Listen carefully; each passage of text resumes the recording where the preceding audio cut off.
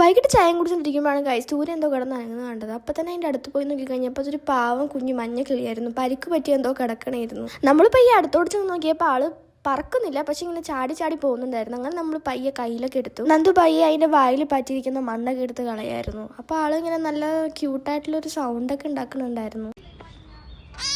ഒച്ച കേട്ടിട്ട് കുഞ്ഞു കിളിയാന്ന് തോന്നുന്നു. ഇനി വല്ല പരുന്ത് റാഞ്ചിയതാണോ അല്ലെങ്കിൽ എന്തെങ്കിലും പിടിക്കാൻ ശ്രമിച്ചതാണോ എന്ന് അറിയാൻ പാടില്ല. അങ്ങനെ നമ്മൾ നേരെ അതിനടുത്ത് വെള്ളമൊക്കെ കൊടുക്കുകയാണ്. ഇപ്പൊ പയ്യ ആള് വെള്ളമൊക്കെ കുടിക്കുന്നുണ്ട്. നമ്മൾ എന്നിട്ട് ചിറകിന് വല്ല പരിക്കുണ്ടോ നോക്കാൻ വേണ്ടി ചിറകൊക്കെ വിടർത്തി നോക്കി. അപ്പൊ വലിയ പ്രശ്നമൊന്നും അങ്ങനെ കണ്ടില്ല. ഇതുവരെ ഇതിനെ കാണാത്തതുകൊണ്ട് നമ്മൾ പിന്നെ ഗൂഗിൾ ലെൻസ് വെച്ചിട്ട് ഇത് ഏത് കിളിയാണെന്ന് കണ്ടുപിടിക്കാൻ നോക്കുമായിരുന്നു. നോക്കിക്കഴിഞ്ഞപ്പോഴാണ് നമുക്ക് കുറെ കാര്യങ്ങൾ അറിയാൻ പറ്റിയത്. ഇതൊരു വലിയൊരു ലോങ് വീഡിയോ തന്നെ ഞാൻ ഇതിനെപ്പറ്റി ഇരുന്ന് കേട്ടു. കേരളത്തിൽ കണ്ടുവരുന്ന മഞ്ഞ കിളികളിൽ ഒരു കിളിയാണ് ഇത്. ഇതിനെ ബ്ലാക്ക് ഹൂഡഡ് ഓറിയോൾ എന്നും മലയാളത്തിൽ മഞ്ഞക്കറുപ്പ് എന്നാണ് അറിയപ്പെടുന്നത്.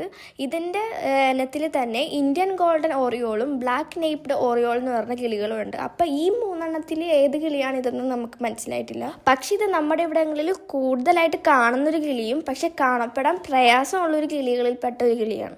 ഈ കിളികളുടെ ഒരു കാര്യം ഭാഗ്യം നാക്കുളുക്കില്ല.